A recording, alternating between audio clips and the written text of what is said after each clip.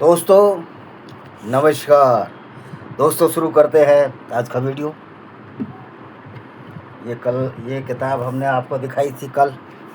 ये मेरी एक और किताब है, लॉस्ट पैराडाइज कश्मीर। इसको पढ़ें, किस तरह इस्लाम की गुंडागर्दी से कश्मीर को बर्बाद किया गया। और दोस्तों, कभी भी आप सनातन वैदिक धर्म की बुरी चीज़ों को ज़रूर क्रिटिसाइज करो, लेकिन उसकी अच्छी चीज़ें भी बताओ। वसुदेव कुटुंबकम, यानी कि पूरा संसार ही एक दुनिया है, हमारा परिवार है, ऐसा किस धर्म में या किस आइडियोलॉजी में कहा गया है। तो दोस्तों, आज का हमारा मूल विषय है कि ये जो चंदा चोर हैं, जिन्होंने राम का दान को चोरी किया, और मैं पिंकी चौधरी को बड़े आदरपूर्वक शब्दों में कहना चाहता हूँ, गाज़ियाबाद के रहने वाले हैं। भाई पिंकी चौधरी, आपने जो बोला है कि हिंदुओं का चंदा, हिंदुओं का दान हिंदुओं ने खाया, ये कौन से विधि विधान में लिखा है कि हिंदुओं का चंदा हिंदू खा जाएं, गैर तरीके से खा जाएं, इलीगली खा जाएं? जिस देह से दान दिया गया है उसको धता बताकर खा जाएं? कौन से धर्मशास्त्र में लिखा हुआ है? तो आपकी जो बुद्धि है पिंकी चौधरी, वो कुंठित हो गई है। आपका ज्ञान बड़ा सतही है, आपको ABCD मालूम नहीं सनातन वैदिक धर्म की। और फिर अगर हिंदू का चंदा हिंदू ही खा रहा है तो फिर एक लीगल व्यवस्था भी है हमारे समाज में। चोरी और डकैती आपराधिक कृत्य हैं जो इन्होंने किए। खैर, मैं पिंकी चौधरी को अब मैं डंकी चौधरी कहना ज़्यादा पसंद करूँगा, क्योंकि पहले मैं उनको बहुत लाइक करता था, लेकिन उन्होंने अपना डंकी तो फिर भी यार मतलब बहुत मेहनती है, ये तो डंकी लायक भी नहीं है।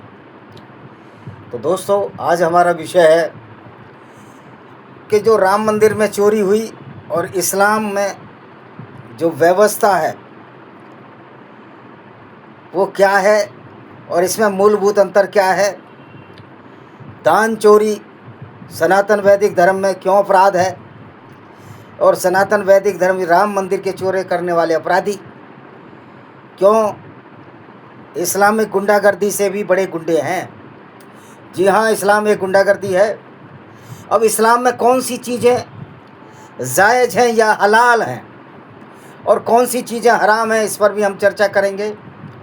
तो दोस्तों, इस्लाम में दूसरी गैर मुस्लिम धर्म या विचारधारा की जो इस्लाम को नहीं मानती, जो कलमा नहीं पढ़ती, जो अल्लाह में विश्वास नहीं रखता, जो मोहम्मद में विश्वास नहीं रखता, उन औरतों को लूटकर उनके साथ बलात्कार जायज़ है। सूरह अल बकरा में चैप्टर 2 223, सूरह अल बकरा पढ़ लीजिए, 223 222 यही कहती है कि आप किसी भी औरत को लूट लो जो गुलाम बनाई गई हो, उससे बलात्कार की सहमति, बलात्कार जायज़ है, क्योंकि वो गुलाम औरत है, गुलाम लौंडी है। और मोहम्मद और उसके साथी भी इसी तरह का क्रियाकलाप करते थे। तो इस्लाम में तो दूसरे की औरतों को लूट कर उनके साथ बलात्कार जायज़ है। दूसरों के धन को लूटना इस्लाम में माले गनीमत कहते हैं, यानी कि अल्लाह के नाम से पूरी की पूरी लूट जायज़ है। यानी अल्लाह मियाँ ने पूरी छूट दे रखी है मुसलमानों को, वो लूटें, बलात्कार करें, दूसरों के मंदिर तोड़ें, गिरजे तोड़ें, धर्म स्थल तोड़ें, क्योंकि इस्लाम इसकी इजाज़त देता है। लेकिन सनातन वैदिक धर्म तो वसुदेव कुटुंबकम की बात कहता है। तो इस बात की इजाज़त कैसे दी जा सकती है कि कोई हिंदू दूसरे को कत्ल करे, दूसरे को ऊंचा नीचा माने, और उस ऐसी किताब पर, भौंडी किताब पर विश्वास करे जिसको मनुस्मृति कहा जाता है। मनुस्मृति हमारे सनातन वैदिक धर्म की व्याख्या पर, जिसमें वसुदेव कुटुंबकम की बात की है, फिट नहीं बैठती। अतः मनुस्मृति को त्यागना ही योग्य है। तो रही बात ऐसी कि सनातन वैदिक धर्म में किसको कत्ल करने की बात नहीं करी। ऊंच छुआछूत जो मनुस्मृति में फैलाई गई है, वर्ण व्यवस्था में छुआछूत का कहाँ जिक्र है मुझे बताइए। यद्यपि वर्ण व्यवस्था भी अब आउटडेटेड है, क्योंकि वर्ण व्यवस्था का कोई औचित्य रहता नहीं आज के युग में, और वो वर्ण व्यवस्था भी कर्म के आधार पर थी। यानी कि एक टीचर का बच्चा अगर फौजी बन जाए तो सैनिक कहलाता है, उसी तरह सैनिक को आप क्षत्रिय मान सकते हैं। और अगर एक ब्राह्मण का बच्चा अगर चोर छिनाली करे, लूटपाट करे, वो तो चंडाल या राक्षस बन जाता है, उसको शूद्र की उपाधि दी गई है। तो अब तो कुछ जन्मना ही अपने को शूद्र मानने लगे हैं, जो कि उनके नौसिखिएपन का औचित्य है। ये नेताओं द्वारा फैलाई हुई बातें हैं। तो दोस्तों, जहाँ इस्लाम दूसरे मंदिर, गिरजे, यहूदियों के धर्म स्थल तोड़ने की इजाज़त देता है, वहाँ सनातन वैदिक धर्म में ऐसी कोई व्यवस्था नहीं है। तो मैं बुद्धिस्टों से भी यह आग्रह करूँगा, निवेदन करूँगा को इस्लाम की परिभाषा को भी पढ़ें। और बुद्धिज़्म ने का नाश तो सबसे ज़्यादा इस्लाम ने किया है, लेकिन ये उनको गाली नहीं देंगे। ये बेचारा जो जन्मना ब्राह्मण है, जो वर्ण व्यवस्था नहीं मानता, ऊंच नीच मानता, उसको भी गाली देते हैं। यानी कि गाली देने का जैसे इनको लाइसेंस मिल गया है। दोस्तों, पूरे ब्राह्मणों को गलत नहीं कह सकते, ये तो जन्मना जातियाँ हैं, ये सब फेक जातियाँ, पूरे दलित भी फेक जातियाँ हैं, कोई जातियाँ वातियाँ नहीं हैं। लेकिन इस्लाम पर ये परिचर्चा कभी नहीं करेंगे, क्योंकि इस्लाम तो इनकी नानी अम्मा है, दादी अम्मा है। दलित नेताओं को मुसलमान का वोट चाहिए, 85-15 का कॉन्सेप्ट जो झूठा और फरेब कॉन्सेप्ट है। पूरी दुनिया का मनुष्य अफ्रीका से आया है, ना कोई आर्य था ना अनार्य था।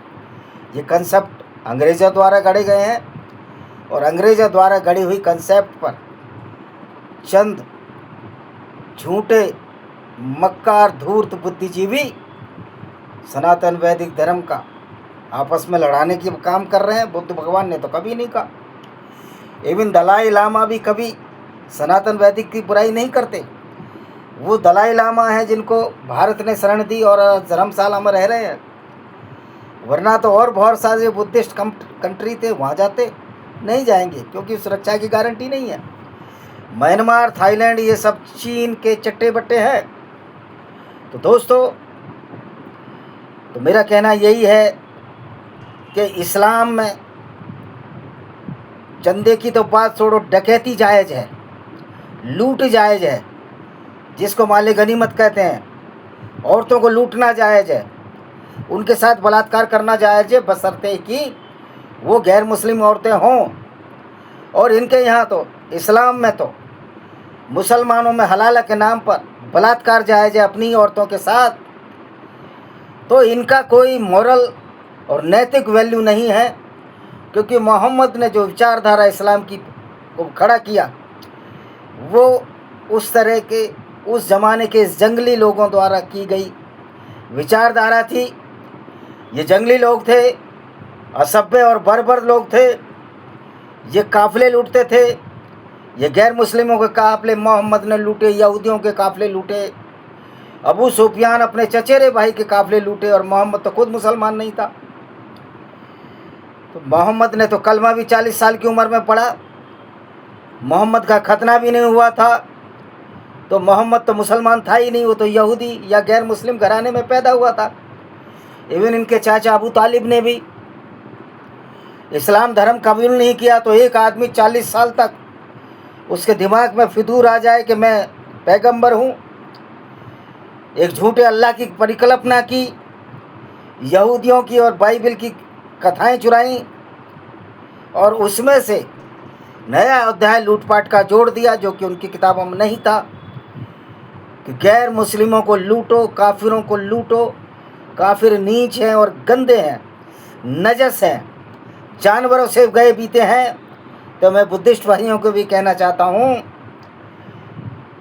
सनातन वैदिक धर्म को गाली देने वाले, तुम्हारी औकात इस्लाम में जानवरों से भी गईबीती है। याद करो जोगिंदर नाथ मंडल को, जो पाकिस्तान में गया और वहाँ पर जब दलित औरतों के साथ बलात्कार होने लगे तो वहाँ के प्रेसिडेंट ने कहा कि ये हमारा इस्लाम का अधिकार है, हमारे लिए कोई दलित, बौद्ध, जैन, हिंदू, ईसाई, यहूदी नहीं है, हमारे लिए सारे के सारे गैर मुस्लिम हैं। और गैर मुस्लिम को कत्ल करना, उनकी औरतों को लूटना, उनके साथ बलात्कार करना अल्लाह के नाम से, ये जायज़ है, ये हराम नहीं है, ये हलाल है। और मज़े की बात देखिए, दूसरों की औरतों को लूटना हराम नहीं है, हलाल है। दूसरों के धन को लूटना हलाल है, डकैती हलाल है। चोरी तो करने का मतलब नहीं, तो लूटते थे, डाकू थे सारे मोहम्मद और उसके साथी। और दूसरों की औरतों को लूटकर बाज़ारों में बेचना हलाल है। दूसरे गैर मुस्लिम धर्मों की औरतों को गिफ्ट में लेना और उनसे बलात्कार करना, जिना करना हलाल है, जो कि मोहम्मद साहिब ने भी किया था। उन्होंने मारिया अल किबतिया नाम की एक ईसाई महिला को मोहम्मद ने अपनी रखैल बनाया और उससे एक बच्चा पैदा हुआ जो कि इब्राहिम नाम का था और 2 या 4 साल की उम्र में मर गया। इनकी किताबों में मारिया अल किबतिया एक क्रिश्चियन ईसाई थी। तो सनातन वैदिक धर्म की तुलना इस्लाम से नहीं की जा सकती। इस्लाम तो एक धर्म ही नहीं है, ये तो पॉलिटिकल खूंखार आतंकवादी विचारधारा है दोस्तों। तो इसलिए भगवान राम के मंदिर से जो तुम्हारे आदर्श पुरुषोत्तम हैं, हालांकि भगवान राम ने भी कुछ गलतियां की, सीता का चरित्र परीक्षा ली, शंभुक वध किया, जैसा कि इनके शास्त्रों में वर्णित है। यानी कि हमारे सनातन धर्म के लेखकों ने, जिन्होंने मनुस्मृति लिखी, जिन्होंने रामायण या रामचरितमानस लिखा, अपने धर्म की वाट खुद लगाई, राम के कैरेक्टर को गंदा बताकर ये शंभुक वध किया, सीता को अग्नि परीक्षा दी। तो ये अपनी वाट लगाने वाले तो सनातन धर्म के खुद ही हैं। लेकिन इस्लाम में ऐसा नहीं है। इस्लाम आपकी ऐसी तैसी करेगा, लेकिन अपने गुनाहों, अपनी गुंडागर्दी को वो अच्छा ठहराएगा। यही इस्लाम का स्वरूप है। इस्लाम में हर गुंडागर्दी और अपराध जो अल्लाह के नाम पर किया गया हो, गैर मुस्लिमों के खिलाफ अगर हो तो अपराध नहीं है। वैसे ये ब्याज नहीं लेंगे, ब्याज इनके हराम है, लेकिन लूट हराम नहीं है। अरे लुटेरों को ब्याज लेने की जरूरत ही क्या है? ये तो दूसरों का धन लूट लूट कर ब्याज लेते हैं, धन ही लूट लेते हैं, औरतें ही लूट लेते हैं। तो इसलिए इस्लाम में ब्याज हराम है।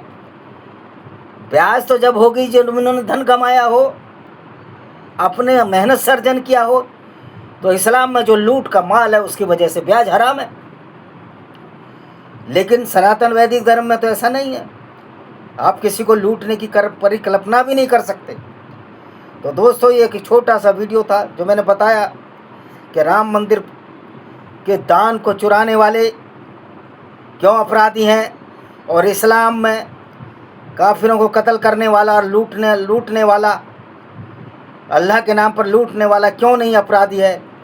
यही मूलभूत अंतर है सनातन वैदिक धर्म की विचारधारा में और इस्लामिक आतंकवाद में, क्योंकि इस्लाम एक परफेक्ट आतंकवाद है।